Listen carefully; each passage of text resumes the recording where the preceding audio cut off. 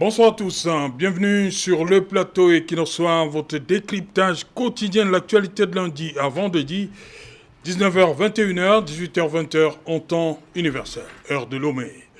Ce qui s'est joué ces derniers jours sur la route nationale numéro 1 dépasse le simple conflit entre camionneurs et forces de maintien de l'ordre.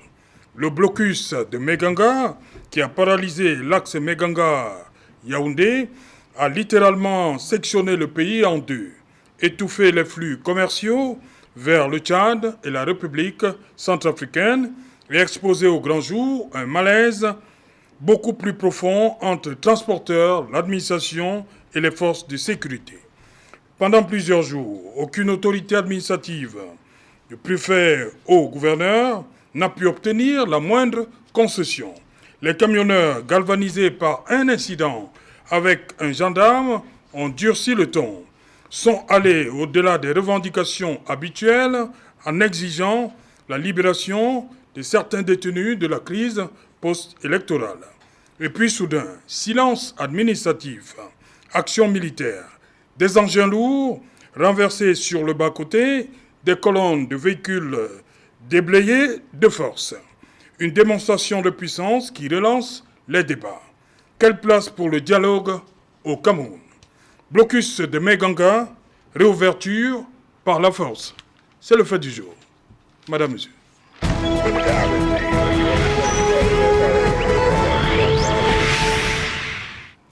Pour en parler, nous accueillons sur ce plateau Zachary Yampan. Bonsoir, bienvenue Zachary. Merci Serge Alain, bonsoir mes compatriotes, bonsoir aux milliers des acteurs de transport et bonsoir à mes camarades qui ont passé des jours et des nuits et à Meganga suite à l'incident provoqué par un gendarme véreux sur notre camarade. Non, pas de qualificatif, je vous en prie. Je vous en prie. Pas de qualificatif. Vous m'en priez sur quoi? Non, je vous en prie. Quelqu'un qui est censé enseigner la loi, qui tombe sur le coup de la loi, il est comment? Non, je vous en prie. Vous savez ce que c'est, ce plateau. Merci. Merci beaucoup. Bonsoir, Jean-Claude. Bonsoir, M. Serge Alain Outou. Bonsoir à l'ensemble des copanélistes et bonsoir aussi aux millions de téléspectateurs d'Equinox ce soir. Nous allons démontrer tout au long de cette émission que le droit de grève existe, le droit des revendications corporatistes, c'est une réalité, mais aussi le droit de liberté des citoyens des uns et des autres. Ma liberté s'arrête là où celle de l'autre commence. Nous allons démontrer que les uns et les autres n'ont pas tenu compte aussi des libertés des uns et des autres dans le cadre de leur manifestation. Merci. Bonsoir, Benjamin Gonga. Bonsoir, Serge Alain Outou. Bienvenue. Merci beaucoup. Bonsoir à tous les copanélistes avec qui je suis content de partager à nouveau un plateau. Toujours un plaisir pour le MP3 d'être invité ici pour partager avec vous et puis avec les spectateurs et les millions de téléspectateurs d'Equinox qui nous regardent, qui, j'espère, ressortiront ce soir avec un peu d'éclairage sur cette énième difficulté, crise d'un gouvernement sortant qui ne finit pas de sortir, mais accumule déjà tant de crises à gérer. Ok. Amadou Baba Goumgouya, bonsoir. Goumgouyou, bonsoir. Bienvenue. Merci Serge, bonsoir et bonsoir à tous mes co-discutants. Bonsoir au milieu des téléspectateurs d'Equinox Télévision, à la télévision avant-gardiste. Ok. Jean-Claude Youtt, nous avons été surpris par les images hier matin. Comment comprendre que le gouvernement n'ait pas pu débloquer cette situation, mais que ce soit finalement une intervention militaire qui vienne comme ça, chacun a sa petite interprétation de ce qui s'est passé. Comment comprendre que ce soit les forces armées qui viennent débloquer une situation? C'est attendu à voir des civils débloqués. Excusez de la tautologie. Pourquoi des militaires? Comment comprendre qu'une revendication des routiers, des camionneurs, des transporteurs devient une revendication politique où les uns les autres vous disent tant que vous ne libérez pas les arrêtés de la crise post-électorale, nous ne bougerons pas. on se pose la question, la marchandise qui est dans le conteneur, à quoi y voir avec une situation post-électorale qui est derrière nous. Et quand on renverse les camions qui ont les marchandises, Ah, on a mais enlevé les marchandises avant lorsqu'on on se pose la question de savoir est-ce que l'autorité de l'État va-t-il être saquée et mis sur l'autel du sacrifice au nom de la liberté, au nom de la démocratie. Vous avez parlé des marchandises. Mais c'est ce Lorsque que nous on sommes en train de renversait dire. ces camions, il n'y avait plus de marchandises. Mais il y avait des marchandises, mais lorsque Ah l'autorité de l'État, demande... lorsque la sécurité, lorsque l'économie de toute une nation est en train de vouloir être mise en difficulté de par l'inconscience et l'irresponsabilité de certains compatriotes et revendicateurs, on se pose la question de savoir on est où, dans quel pays on est. Je vous rappelle que même dans les pays de grande démocratie, dites de grande démocratie, tels qu'en France et tout, il y a des domaines sensibles où, lorsque vous voulez gréver, vous organisez, assurez un service minimum. Vous savez, ils nous regardent depuis la France. Hein. Oui. Vous voyez souvent comment ils grèvent de ce côté-là. Ils grèvent, mais il y a un service minimum. Non, vous savez ce qu'ils font sur la rue, là, quand ils grèvent. Oui, nous savons aussi. Ils font comment? Nous savons... Attendez. Vous avez pris un exemple, la France. Vous voyez souvent comment ça se passe là-bas? Mais je vous dis aussi, nous voyons aussi comment ils sont aussi délogés. Nous voyons comment l'ordre et l'autorité publique est instaurée. Et nous connaissons les arrestations, y compris même les Gilets jaunes, où il y a eu 7000 arrestations lors des manifestations des Gilets jaunes, avec 400 condamnations. Nous parlons de quoi? Lorsque l'autorité de l'État, et surtout les enjeux d'une économie nationale, et surtout dans le cadre d'un corridor, sont menacés, et sont en train de virer à une revendication politique, on voudrait que cet État, qui est véritablement le gouvernement qui promeut la démocratie, qui est là pour pouvoir encourager les libertés des uns et des autres, un gouvernement qui négocie, qui envoie les représentants d'abord de l'autorité de l'État, et certains se tapent même le luxe de dire ils veulent décider de qui sera même l'intermédiaire au nom du gouvernement, au lieu de parler des éléments du compromis et des actes compromissoires.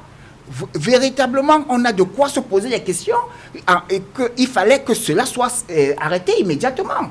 On vous envoie un préfet, vous dites le préfet c'est qui? On vous envoie le gouverneur, vous dites le gouverneur c'est qui? Vous attendez qui? Vous vouliez quoi? C'est-à-dire que la revendication doit porter sur les solutions ou bien sur la nature de votre interlocuteur. À partir de ce moment. Et ensuite, vous dites, non, ce n'est même plus une revendication sur le plan. Effectivement, nous avons tous décliné. Et c'est là où on a même recensé les tiers-points. Depuis le corridor de Douala jusqu'à Kousséri. Non, c'est pas la première fois, le ministre Betty Assomo l'avait déjà fait. Non, mais... le ministre Betty Assomo l'avait déjà fait. Oui, il l'avait déjà fait et on a dit, et le ministre des Transports avait même pris les dispositions pour que certaines mesures de contrôle soient assouplies. Et on constate également que le coût de revient des marchandises est élevé à cause des faux frais. Ce cabotage, par exemple, maritime qui a été fait au niveau du port de Douala, doit aussi être fait dans le cadre sur le plan du transport terrestre. Ces discussions-là sont là. Et le gouvernement a pris des dispositions pour que on a compté 94 tiers-points. Okay. C'est énorme, c'est beaucoup. Alors, on a dit, les camionneurs, les transporteurs, les transporteurs, ils ont raison de pouvoir s'essuyer. Mais ils ne peuvent pas virer à une revendication politique. Oui, ils ne peuvent pas dire nos camions ne bougent pas. Merci. Si vous ne faites pas. Donc ils donnent des injonctions à un État, à un gouvernement. Voilà. On est où? On marche où? Merci, on vous a compris. Au nom des libertés, de la démocratie. Merci Jean-Claude, on vous a compris. Zachary, justement, c'est ça qui semble. Vous avez suivi Jean-Claude? C'est exprès que je lui ai passé la parole en premier.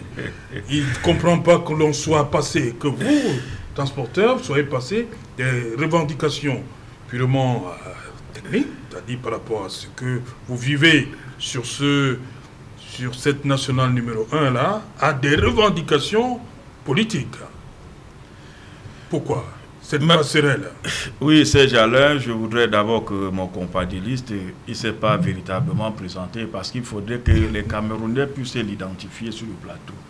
qui nous disent, parce que vous avez donné son nom, mais lorsque vous invitez, je suis sur le plateau, je suis invité sur le plateau comme syndical des transports. Oui, oui. Alors il fallait qu'il nous donne vraiment son identité, non, Jean-Claude Diot, pour que les téléspectateurs puissent bien connaître que voilà quelqu'un qui parle comme il est en train de bien parler là. Donc j'aimerais que vous le présentiez. Il est là en tant qu'homme politique ou bien il était... Non, RDPC. Il défend tout le monde, le gouvernement et les CAM, tout. Il défend tout. C'est ça que je voudrais qu'on précise bien que c'est... Voilà, il défend tout. Un grand militant du parti au pouvoir. Tout ce qui touche. Ce que je veux dire avec votre... Le Conseil constitutionnel, tout, il défend. Ce que je veux dire avec votre permission, c'est que cet incident, ça fait mal à tout le monde. Oui. Personne n'aurait voulu que ça arrive à ce niveau parce que nous avons vu des milliers de familles traîner là-bas. Nous avons vu des corps qui ont passé des jours et qui étaient déjà même en voie de décomposition. Cela n'a plu à personne. Ces jalons autour, vous savez, lorsque vous encrichez le coup de poing chaque jour, le jour où vous décidez vraiment de rendre, on voit seulement comment vous avez rendu. Mais on ne voit pas le nombre de coups de poing que vous avez passé tout le temps en Kessie. Ça, c'est un goutte d'eau qui aurait débordé peut-être le vase, tel que vous dites. Mais, à côté de cela, vous avez quelqu'un qui ne connaît pas la loi. Et vous avez quelqu'un qui connaît la loi, qui a appris la loi, qui est censé encadrer cette loi, qui est censé enseigner cette loi. C'est-à-dire, quel qu'en soit le comportement du chauffeur, le gendarme a pour rôle de le sensibiliser, de le recadrer et de l'amener à comprendre ce que la réglementation en vigueur. Lorsque c'est le gendarme qui se permet de taper, de porter main sur le chauffeur, parce que pour eux, le chauffeur n'est rien. Le chauffeur, pour eux, c'est un objet qui vient de temps en temps les enrichir. Ils sont seulement là pour les appauvrir. Ils vont en retraite dans des conditions que nous connaissons. Et les hommes en tenue vont en retraite dans les conditions que nous connaissons. Pour preuve, prenons la vie des 5 chauffeurs qui ont pris la retraite et la vie des 5 hommes en tenue qui ont pris la retraite. Vous allez voir que c'est le jour et la nuit. L'autre a passé le temps dans sa pauvreté, enrichi celui qui a déjà un salaire. Revenir maintenant sur l'incident de Meganga, c'est un mouvement professionnel parce que c'est les acteurs du corps des métiers qui ont mené cette action. Et lorsqu'on dit que pourquoi l'action a eu lieu sur la route, c'est parce que l'incident s'est produit sur la route. L'incident ne s'est pas produit au quartier, les chauffeurs se sont déportés en route.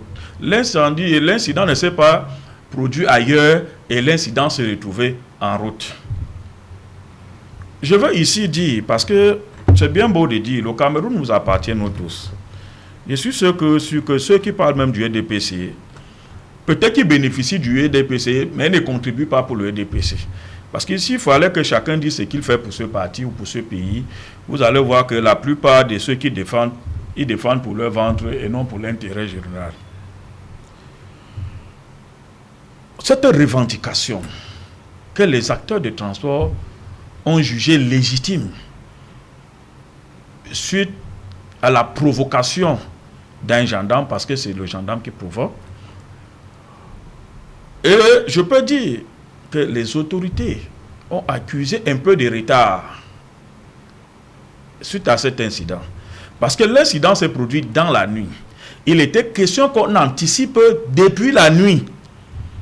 Que ça ne soit pas jusqu'au peut-être au petit matin de jeudi vers 10h, 12h, 13h, quand on a vu déjà des grands fils, des milliers de camions stationnés, qu'on en vient.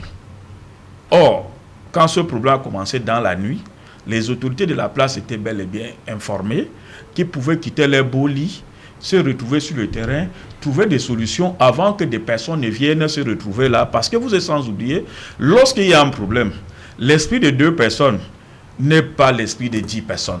L'esprit de 10 personnes n'est forcément pas l'esprit de 100 personnes. Et lorsque vous vous retrouvez en grande majorité, c'est comme ça que les idées naissent.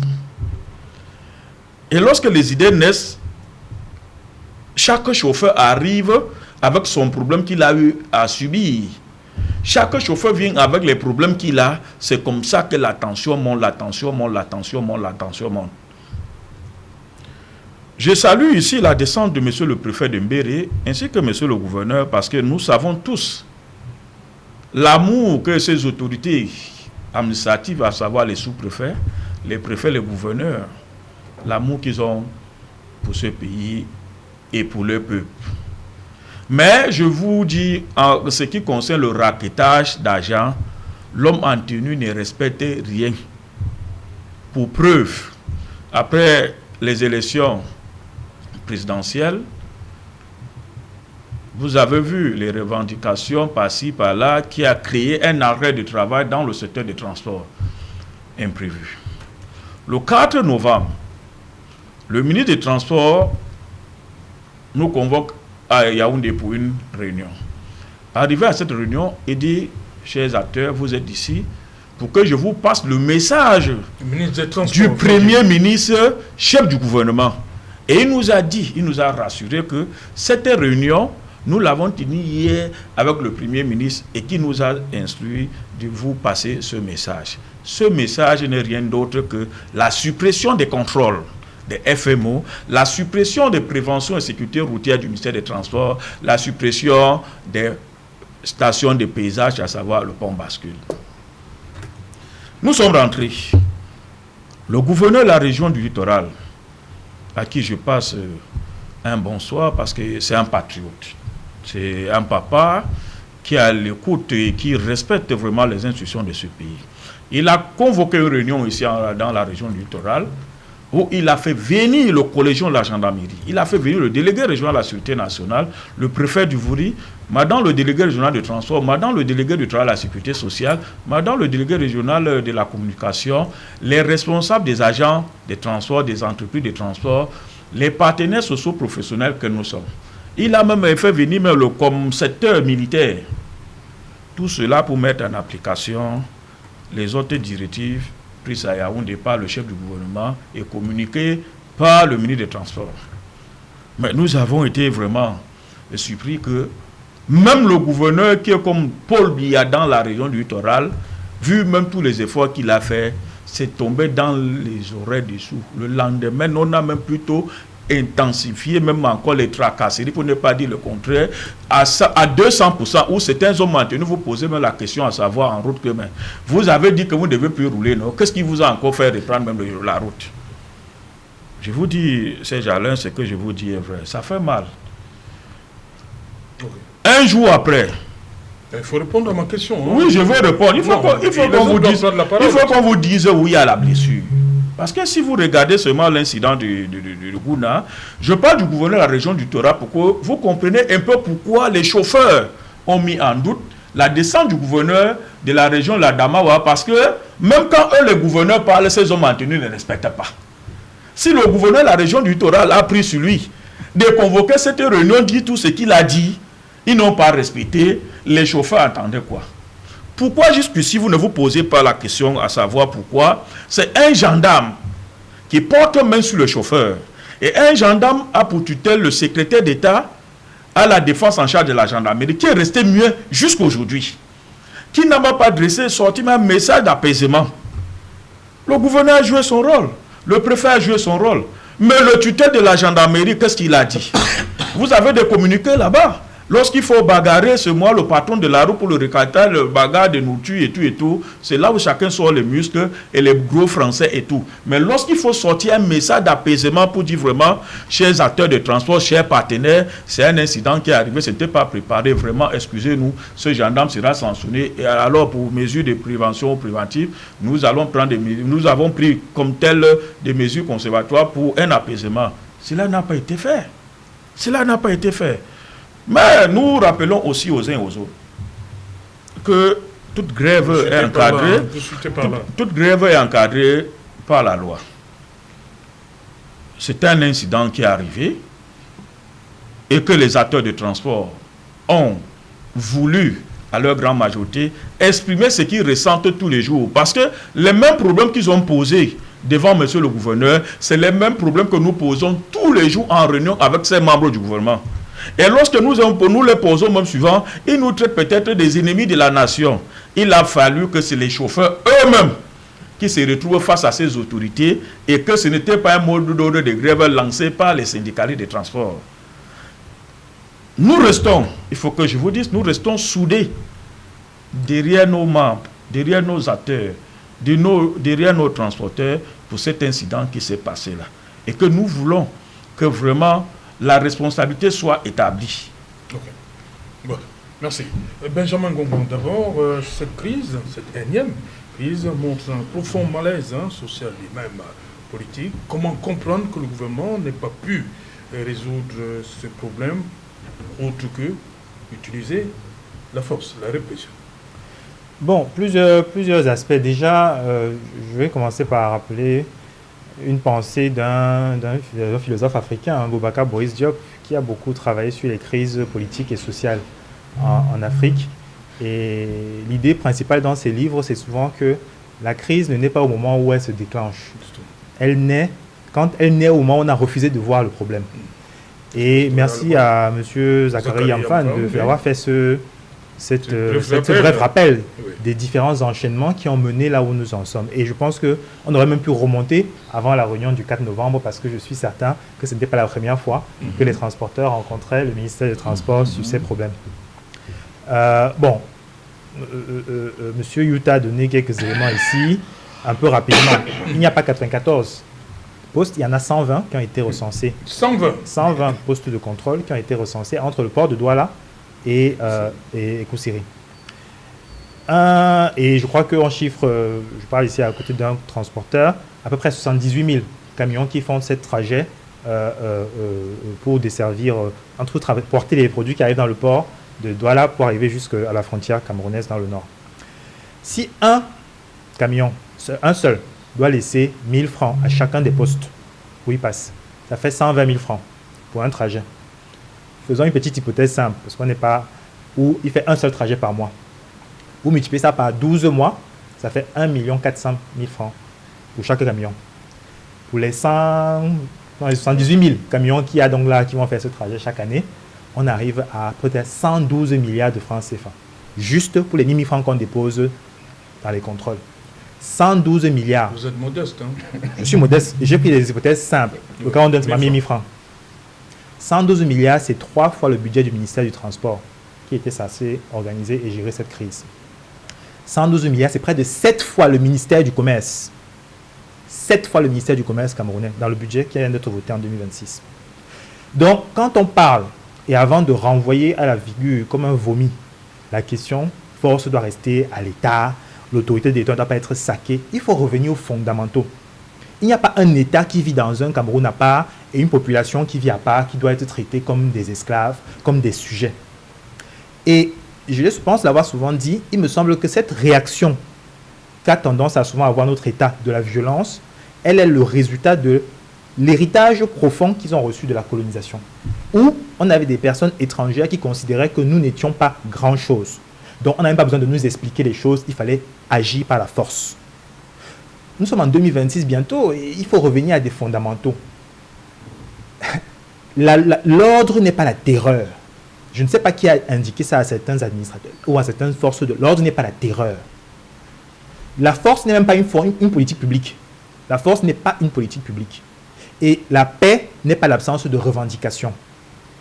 Il faut au contraire de ce que disait M. Yout, être rassuré quand les acteurs de la société civile, les concitoyens, transforment leurs revendications en revendications politiques et non pas en violence.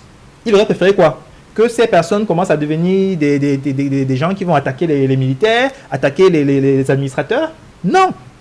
Il faut être content quand, malgré la série de crises qu'ils vivent au quotidien, ils arrivent quand même à formuler cette frustration en une revendication politique. Parce que quand il y a revendication politique, on peut discuter dans la société, on peut trouver des solutions. Ces revendications peuvent naître dans un climat de tension, et il a bien rappelé, la gifle d'un gendarme accumulée après plein de frustrations peut créer un énervement sur le coup, une étincelle. Mais ça se gère, et ça ne doit jamais être la solution. Je veux un peu ajouter de l'eau dans son moulin. Vous êtes sans oublier, d'après ce que l'histoire nous enseigne, que la Deuxième Guerre mondiale a été provoquée par une paire de gifles. Que vous négligez là. J'allais même pas remonter jusqu'à ce niveau. J'allais simplement dire que ce n'était peut-être pas une gifle, mais en 2016, beaucoup plus proche de nous, il y a déjà eu des revendications qui sont transformées en un conflit plus grave. Une fois de plus, parce que l'État a réagi avec la force. J'adorerais voir la force de l'État se manifester quand on a des fauteurs de troubles en col blanc qui se chargent de voler l'argent public. Où était cet État? Ça fait 2 ans, bientôt 3 ans qu'on va avoir le procès de Martinez-Zogo, qui n'est toujours pas résolu. Alors qu'on accuse des fonctionnaires de l'État, des GRE, qui sont au tribunal là-bas. Où était la force de l'État? Quand le ministre des Sports a demandé qu'on interdise l'Assemblée générale de la FECA Foot, pardon, et que son collègue de la direction d'État l'a ignoré. Où est la force de l'État, la cohérence de l'État? Ce que M. Youd n'a pas dit, c'est que le ministère des Transports a même commis un document qui indiquait, après la réunion du 4 novembre, que les contrôles seront suspendus. Et il fait copie, ampliation. Il fait ampliation. Le ministre des Transports est responsable de la sécurité routière. Et il demande de l'assistance d'autres membres du gouvernement pour besoin. Ça, c'est ce que dit le texte de la loi au Cameroun. Donc, tout ce qui concerne le déplacement routier, que ce soit sur la loi camerounaise ou les directives CEMAC, c'est le ministre des Transports qui est responsable. Ce n'est même pas le ministre de la Défense. Encore moins un secrétaire d'État qui est le secrétaire d'État à la Défense. Donc, lui, quand il écrit, il met copie au secrétaire de la Défense chargé de la gendarmerie. Mais quand le secrétaire de la Défense fait son texte pour dire que moi, je ne sais pas ce que votre ministre des Transports a dit là, je dis à mes gendarmes de renforcer même au contraire leur contrôle, il ne met pas copie au ministre des Transports. Ou s'il l'a fait, le ministre des Transports a refait un document pour dire qu'il n'a jamais reçu ce courrier. Et il a refait une réexplication de texte au secrétaire de la Défense pour dire « j'avais déjà parlé au nom du gouvernement ». C'est vrai que c'est un gouvernement sortant, mais quelle cacophonie! Quelle cacophonie! Il n'y a donc personne pour organiser une énième cacophonie entre le ministre des Sports et le ministre de l'administration intégrale. Cacophonie entre le ministre des Transports et un secrétaire d'État à la Défense. On ne sait même pas où était le MINDEF à ce moment-là. Donc, on est dans un pays qui a besoin d'ordre, certes, pour fonctionner comme tous les pays du monde. Mais l'ordre n'est pas la terreur. L'ordre, c'est simplement l'organisation. On anticipe, on prévoit les choses. Gouverner, c'est prévoir. Mais il faut toujours arriver à la fin, gonfler le torse et les muscles, surtout quand ce sont les petites gens. Quand ce sont les petits citoyens qui se débrouillent, mais qui participent tant. C'est toujours les militaires là qui vont se charger de faire les transports à la place des 78 000 camions si les transporteurs décident de ne plus travailler. C'est l'armée qui va venir porter la nourriture à Douala pour aller déposer à Koussiri, alimenter tous les villages qui sont sur cette grande linéa là. Non.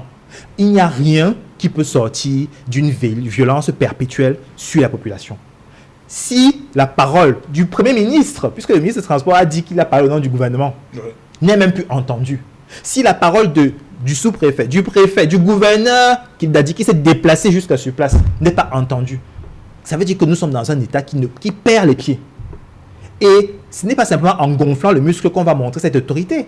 Les gens suivent des leaders qui rendent des comptes, qui disent ce qu'ils font et qui font ce qu'ils ont dit. Et viennent vous expliquer pourquoi ils ont fait comme ça. On est dans une situation où on sait très bien qu'il y a ces contrôles qui ne sont pas faits comme il faudrait. Mais il faut attendre qu'il y ait la crise, que l'un des gendarmes gifle quelqu'un en route pour qu'on vienne se dire non, on va faire des choses. Bientôt, on va nous annoncer les états généraux du transport au Cameroun. Depuis combien de temps? 112 milliards. Si chaque camion qui fait la ligne Douala-Koussiri doit laisser seulement 1000 francs à chacun des contrôles. 3 fois le budget du ministère des Transports. Quand la route là est devenue un foyer de corruption aussi important, encore plus important que le budget d'un ministère, ce n'est plus une dérive, c'est un système. Et il faut savoir qui profite de ce système. Okay. Voilà, Amadou Baba, justement, comment interprétez-vous que le préfet d'abord, ensuite le gouverneur se soit déplacé, il n'ait pas pu débloquer cette crise, mais que l'armée vienne en quelques heures seulement, et surtout avec ces images qu'on a vues, les camions, des roues en l'air. Ensauvagés, voilà. le camion Comment comprendre c'est-à-dire cette image-là? Bon, ça résulte de la décrépitude des relations entre les ministres. Ça, c'est d'abord la première des choses. La descente du préfet et du gouverneur. Tout à l'heure, M. Zakaria, vous avez dit que à Douala, ils ont tenu une réunion sectorielle. On n'a pas pu appliquer les décisions que le ministre du Transport voulait implanter. Ça n'a pas marché. Et c'est pour ça que les gens estiment à Maïganga que le gouverneur ni le préfet ne peuvent solutionner leurs problèmes. Ils attendaient, là à mon entendement, je me disais, ils attendaient peut-être l'arrivée du ministre, comme c'est le ministre qui avait tenu la réunion avec Vous parlez du ministre de Transport. le ministre du Transport. Comme le ministre du Transport avait tenu la réunion avec le Premier ministre, j'aurais souhaité en réalité que c'est ce ministre-là qui devait venir implanter ou dialoguer avec les grévistes. Vous constatez, au Cameroun, depuis un certain temps, les gens s'asseyent, ils discutent, ils prennent des décisions. Le mois d'implanter, personne ne veut assurer. Prenez le cas dans le secteur de l'éducation nationale, on a le même problème. Ça fait 3-4 ans. Quand les enseignants sont allés en grève, on a dit on va payer. Ils ont commencé après, ils se sont rétractés. Ils ont été tous payés. Vous allez dans l'enseignement supérieur. Vous avez le même problème. J'ai suivi, non, Jean-Claude Youth. Vous avez dit qu'il défend tout. Hein. Je ne sais pas si vous êtes au courant qu'il y a une dette des salaires de Non, la fonction publique. il est au courant, mais il fait mais son bon, il malin. fait semblant, c'est un peu malheureux pour les enseignants qui nous écoutent. Il dit pas les enseignants. Non. Je parle Est-ce même qu'il y des a enseignants. Il y a une dette, il y a une les dette. 2 tiers du Monsieur, salaire? reste une dette Vous de n'avez l'État. pas Seulement, soldé. ça a été soldé. Non, ça n'a pas été soldé. Ne dites pas ça à des Aujourd'hui, gens il y qui a des attendent de enseignants qui l'argent, attendent monsieur Youth. l'alignement. Vous ne pouvez pas dire que Franchement. ça a été soldé. Non, ça c'est autre chose. C'est autre chose. Je vous dis donc que dans la globalité, vous n'avez pas soldé le passif chez les enseignants.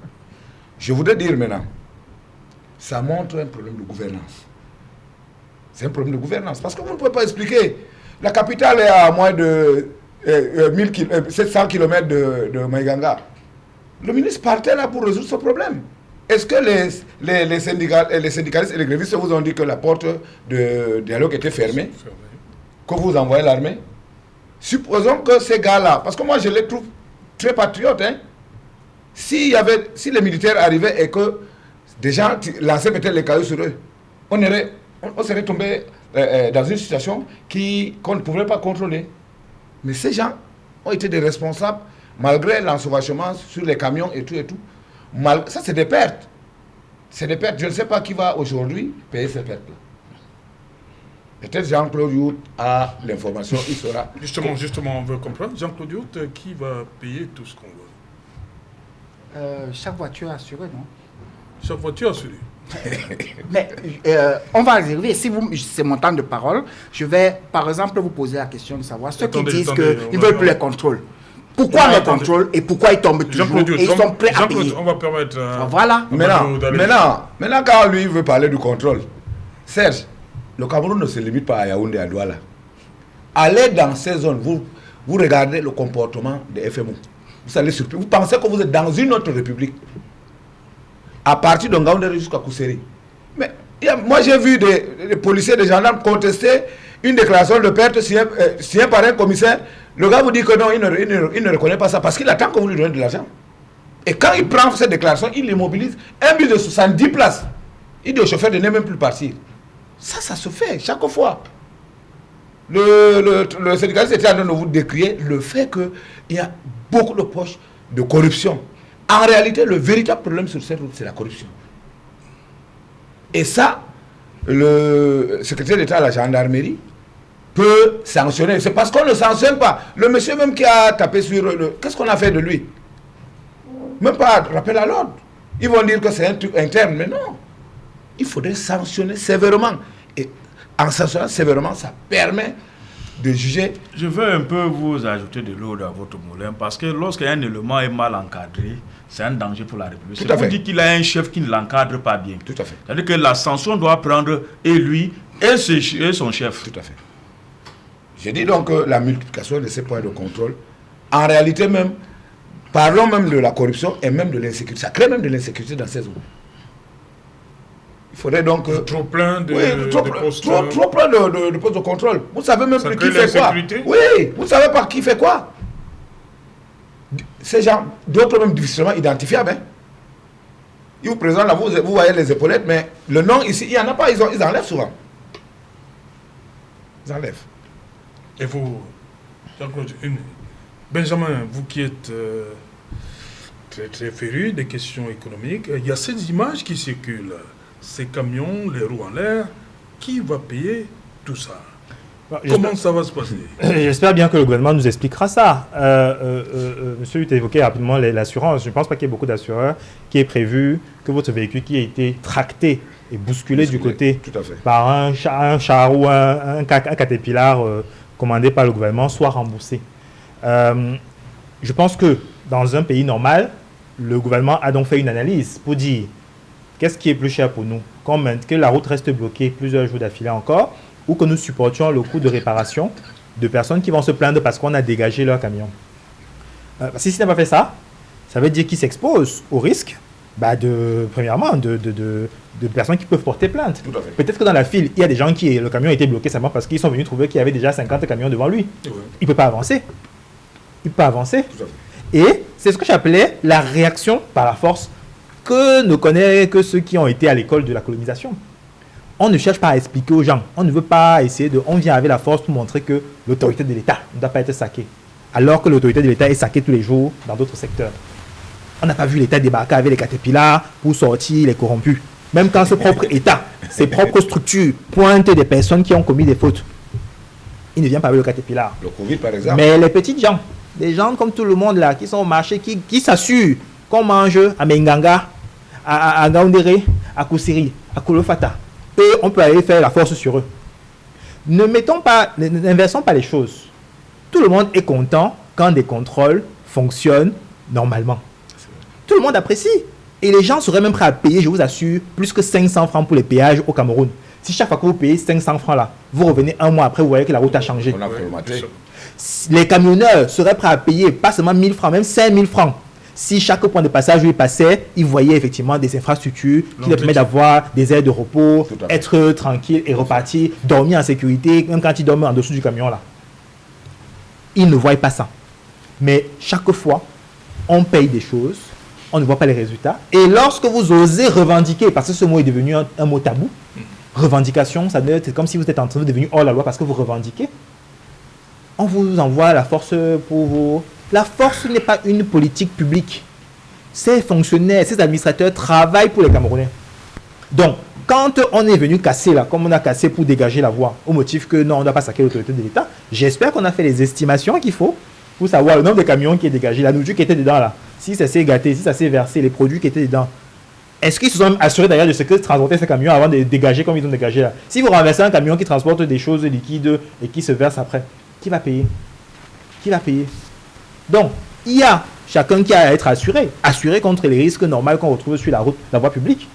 Mais le jour où ça devient votre camion, comment vous allez commencer à expliquer à votre assureur que mon camion était debout, les 8 ou 12 roues à terre, et puis quelques jours après, les 8 roues se sont retrouvées de l'autre côté. Y compris la marchandise. Et la marchandise qui était dedans, complètement renversée. Non, on ne gouverne pas parce que des citoyens, comme on gère des sujets ou des colonisés, comme j'ai dit tout à l'heure. Si ce n'est que ça, on va continuer d'accumuler des cas. Et chaque foyer comme ça, puisqu'on n'a pas la capacité d'anticiper, d'évaluer, de mesurer, ça va être la multiplication des crises qui va devenir le quotidien. Et comme je dis, quand la parole publique perd de sa superbe, perd de son efficacité, elle est mise en doute aussi. Elle est mise en doute. Et je comprends que ces personnes qui sont allées rencontrer un ministre des Transports qui parle au nom du gouvernement, tout à fait, et qu'on vient leur reposer, un simple gendarme vient dire « Ah, quitte-moi avec ce que tu racontes là. C'est lui qui est ici avec moi. » Comment vous voulez que demain, on s'organise encore en tant que société? C'est normal que ces personnes auraient souhaité avoir le ministre des Transports lui-même. D'ailleurs, dans un pays qui se respecte, M. Kiyout qui aime citer la France, dans une crise comme celle qu'il y a eu en France, c'est le ministre des Transports qui serait venu la nuit. Je veux un peu vous aider sur ce point parce que ce n'est pas le ministre des Transports qu'on attendait à Menganga. Ah, voilà. Vous savez pourquoi ce n'est pas le ministre des Transports?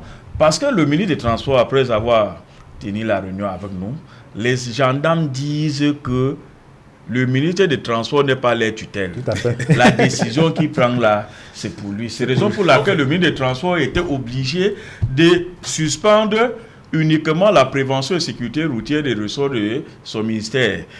Donc, ce monsieur le sait, qui devait descendre là-bas, résoudre ce problème parce que c'est son élément qui est à l'origine de cet incident. Oui, il faut dire que nous... Permettez, Benjamin, vous allez terminer? Je voulais terminer simplement en disant ceci, et je laisse la parole à monsieur pour répondre. Une fois de plus, quand on prend des mesures, il faut les évaluer. Et quand je dis évaluer là, ça veut dire connaître ce que ça va nous coûter.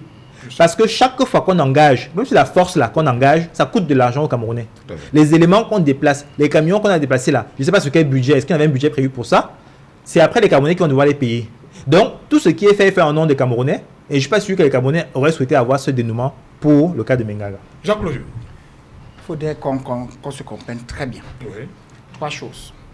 Cet axe qui est un corridor de près de 1500 km,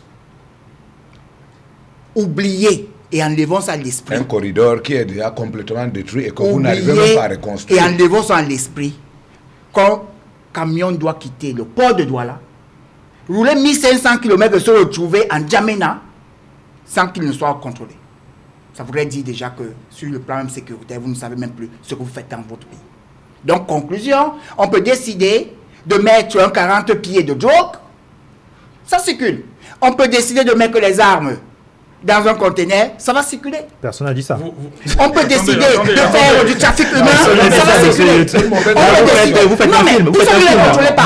Non. Vous voulez pas le contrôler. On a dit qu'il y a plus de contrôle. Ce n'est pas le Non, mais on est en train de problème. nous dire ici que C'est les dérives lever les du barrières de contrôle. contrôle. Non, c'est vous qui inventez. Vous inventez, monsieur Youssef. Jean-Claude, Vous inventez. Vous inventez, monsieur Youssef. Nous Vraiment. avons un invité ici la semaine dernière qui parlait, il a pris une image, c'est même pas une image, sur la nationale numéro 5. Il dit qu'il y a un saut. C'est exact. Chaque fois que vous êtes interpellé, venez jeter. On ne veut même pas savoir si vos pièces sont... Oui, je reviens Parce même. que là, vous dites, on vous donne l'impression que... Non, je reviens à cela. Parce qu'en réalité, les opérateurs économiques, transporteurs, eux-mêmes ne sont pas honnêtes envers eux-mêmes. C'est vos camarades. Je vous donne un exemple Vous parlez simple. comme ça de vos camarades. Oui, je vous donne un exemple.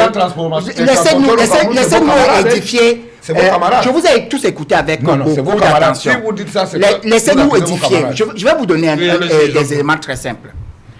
Lorsque vous avez une semi-remorque, vous devez avoir les pièces du tracteur en bonne et due forme. Assurance, vignette, tout. On contrôle ça? Attendez, je vous dis. Vous devriez avoir les pièces de la remorque également, qui est exactement considérée comme une voiture, qui doit aussi avoir son dossier, y compris la vérification que même les feux stop fonctionnent. Ok. Je n'entre même pas d'abord au niveau de la pression à l'essieu, qui est contrôlée. Les roues, les 18 roues là sont à quel état? Ensuite, vous inventez le transport. Je suis en train de vous donner tous les éléments qui donnent la possibilité et qui doivent être contrôlés. Et autre chose, oui, et autre chose, le chargement. Ils le sont. Et autre chose, le chargement. Est-ce qu'ils sont contrôlés alors? Vous dites chargement, vous-même vous écrivez, chargement utile. Non, pas vous. C'est bien écrit. Ne dites pas 37 000 Est-ce que les contrôles sont faits, monsieur Youssef? kilogrammes. Est-ce que les contrôles sont faits? Le camion à 42 000. Quand le contrôle Le camion à 40 000. Et tout. Ils ne veulent pas qu'il y ait contrôle. Je vous dis que c'est eux-mêmes qui sont les premiers à aller cotiser. Et la corruption, c'est quoi? Le corrompu et le corrupteur. Il n'y a pas de corruption s'il n'y a pas ni le corrompu, ni le corrupteur. Qui est le corrompu ici? Autant Qui est le corrompu, monsieur Youssef? Mais nous sommes en train de décrire Qui est le corrompu? vous êtes en train de dire que les forces de maintien de l'ordre Ah, c'est eux qui sont les corrompus. Attendez. Édifiant, vous avez édifié les Camerounais. Édifiant-les. Qui est le corrompu? Mais Est-ce qu'il y a un corrupteur, un corrompu et un corrupteur? Celui qui est en train de se plaindre, qui est le corrompu, monsieur qui est Youssef? victime de corruption. Allez, monsieur Youssef, soyez courageux. Mais Qui est le corrompu? est-ce que vous allez me Qui est laisser le corrompu? parler? Soyez courageux. Est-ce que vous allez me laisser parler?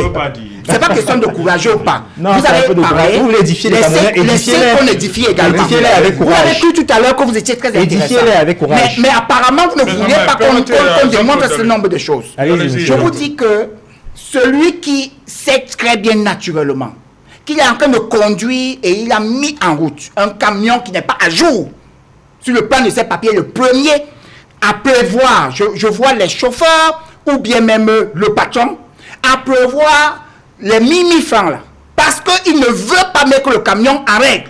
Première chose. Ensuite, maintenant, lorsque vous constatez que vous êtes en train de mener un commerce qui n'a pas respecté toutes les réglementations, parce qu'en dehors même des checkpoints, et je vous dis qu'on ne peut pas, surtout avec une frontière de près de 1500 km, avec le Nigeria qui n'a pas de barrière, qui n'a pas de mur, il faudrait que nous puissions être à même de contrôler, de savoir ce qui circule dans notre pays. Et il y a une distinction entre la prévention routière et la sécurité nationale. Faites-en une bonne distinction. La prévention routière, et les responsabilités individuelles et les responsabilités collectives, c'est ça. Maintenant, la sécurité nationale. L'État est en situation où il y a des défis sécuritaires à ses frontières. Il doit être à même de pouvoir avoir la main. Il y a des moments où on vous dit on a arrêté, vous vous souvenez à une époque, on a dit que des conteneurs sont partis de Douala. On a arrêté des conteneurs en armes du côté de Gaoundéré et qui étaient en train de vouloir aller ailleurs. S'il n'y avait pas ce checkpoint, ça devait se retrouver où? Attendez. Ça devait se retrouver où? Jean-Claude, vous dites que le conteneur a été intercepté où? Les conteneurs ont été interceptés du côté de Gaoundéré. Ils sont partis d'où?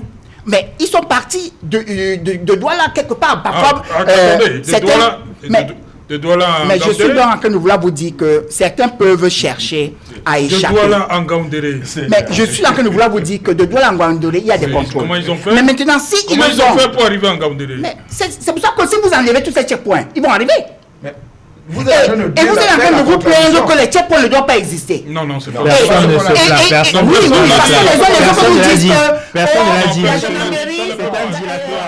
n'a dit ça. Quelqu'un a la marchandise. Il faut que les gendarmes vérifient. Personne ne doit vérifier ce qu'on transporte. La gendarmerie a sa on place. demande, le gendarme vous demande, montrez-nous les pièces de la remorque. Parce que les pièces du tracteur sont là. On sort. Montrez-nous les pièces de la remorque. Non, je ne savais pas que cette remorque-ci devait aussi avoir les pièces. C'est Jalais. C'est une voiture. Il n'est pas transporté. C'est Jalais.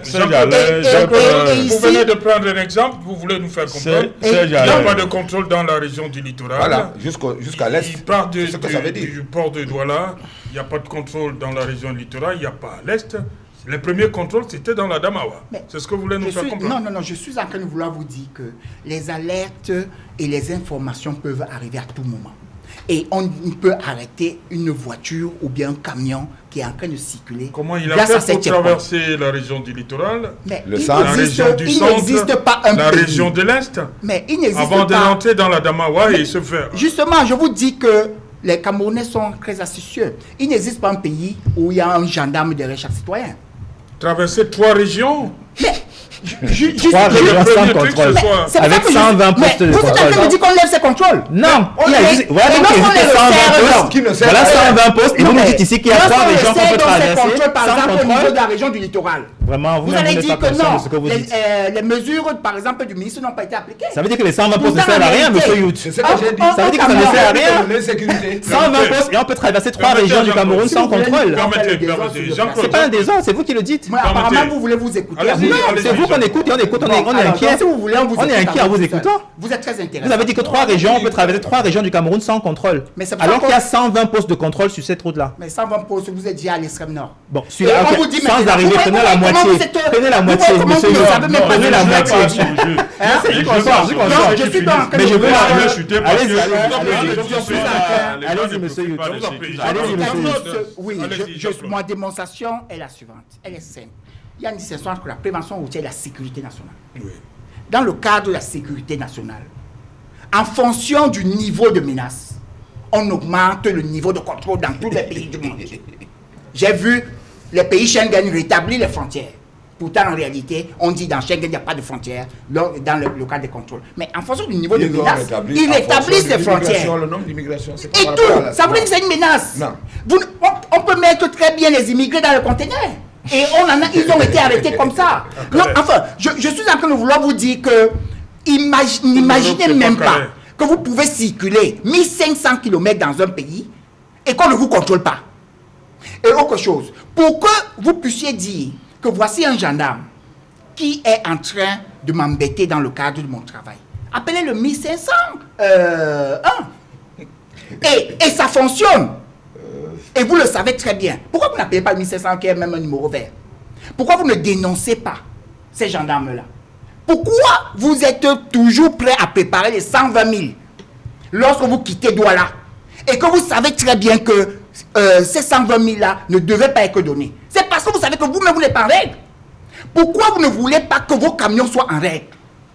Pourquoi vous ne voulez pas que le chauffeur soit en règle? Ça reste comme Pourquoi ça, vous ne voulez pas que la marchandise soit en règle et soit conforme par rapport à la réglementation? Ok.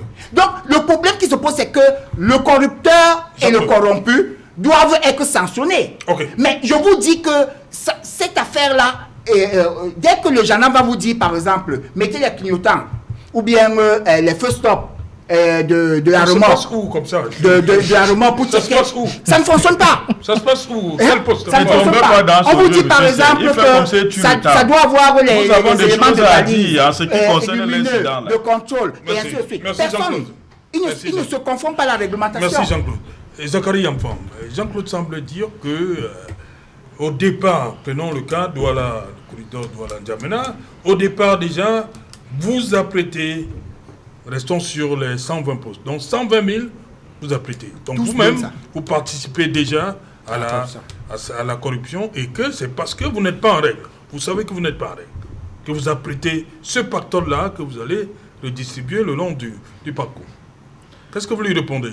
Serge Alain, toute ma vie, c'est le transport. Ouais. J'ai été pousseur, j'ai été benzineur, j'ai été conducteur de taxi, j'ai été conducteur de cargo, de bus, de ceci et cela. Donc lorsque je viens sur un plateau parler d'un problème professionnel, c'est un problème qui m'écoeure et que les gens le savent très bien. Nous ne sommes pas sur ce plateau pour faire le jeu de mots et qu'au sortir d'ici, les gens ne bénéficient rien de ce plateau. Je voudrais d'abord attirer à votre attention parce que cet incident va dans tous les sens. Les gendarmes routiers ne sont même pas sous l'autorité d'un préfet dans une région ni d'un gouverneur dans une région. Il faut qu'on vous rappelle cela parce que vous vous focalisez, le préfet est descendu. Les gens, laissez que je vous explique. Laissez que je vous explique. C'est ce que vous ne connaissez pas. Laissez que je vous explique. Nous tenons des réunions avec eux qu'on se connaît très bien. Je vous dis, la brigade routière motorisée que vous voyez là n'est pas sous l'autorité d'un préfet, même d'un gouverneur dans une région. On va continuer. Ils ne sont pas sous l'état-major d'un préfet ni d'un gouverneur. Merci Zachary, on va continuer après le journal. Merci. Parce que dans un instant, Uringona Mala sera là pour le 20h, le plus attendu de la planète. Juste après donc, Equinox Soir, deuxième partie, le temps du débrief.